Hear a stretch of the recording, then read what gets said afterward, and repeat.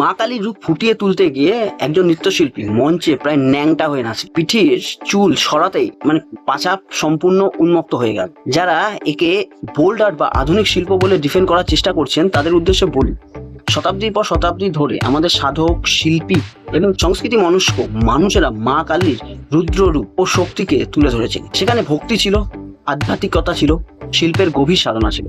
কিন্তু কলকাতার এই মঞ্চে যা দেখা গেল তাতে সাধনা বা শিল্প ছিল কেবল চরম সস্ততা আর অসভ্যতা, আর সাথে অশ্লীলতা। আর শিল্পের কোনো সীমানা নেই। এই অজুহাত দিয়ে সনাতন ধর্মের দেবদেবীকে নিয়ে আর কতদিন সস্তা নোংরামি চলবে? কলকাতার মোহিত মঞ্চে কালীর ছিন্ন মস্তা রূপ ফুটিয়ে তোলার নামে যা দেখানো হলো, সেটা শিল্প নাকি প্রগতিশীলতার মুখোশে স্রেফ সস্তা পাবলিসিটি পাওয়ার এক নোংরা মানসিকতা? ভিডিওটা কদিন ধরে প্রচন্ড ভাইরাল হয়েছে এবং তীব্র প্রতিবাদ জানিয়েছে বিভিন্ন মহল থেকে।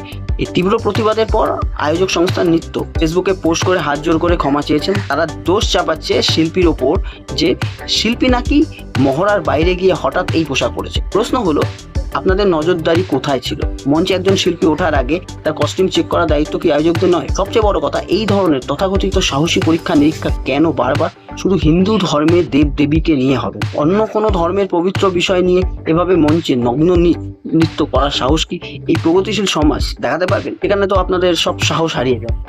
দেখুন, সনাতন ধর্মের মানুষ শান্ত ও উদার। তার মানে এই নয় যে যা খুশি এসে আমাদের আরাধ্য দেবদেবীকে নিয়ে নোংরামি করে চলে যাক। শিল্প আর অশ্লীলতার ভেদাভেদটা এবার বুঝতে শিখুন। শিল্পের নামে সনাতন ধর্মের অবমাননা কোনোভাবেই বরদাস্ত করা হবে না। এই ধরনের বিকৃত মানসিকতার বিরুদ্ধে আমাদের সবাইকে একজোট হয়ে আওয়াজ তুলতে হবে। ভালো থাকুন, সুস্থ থাকুন। আসছি পরবর্তী ভিডিও। আমি শুভজ, দেখা হবে পরের ভিডিও।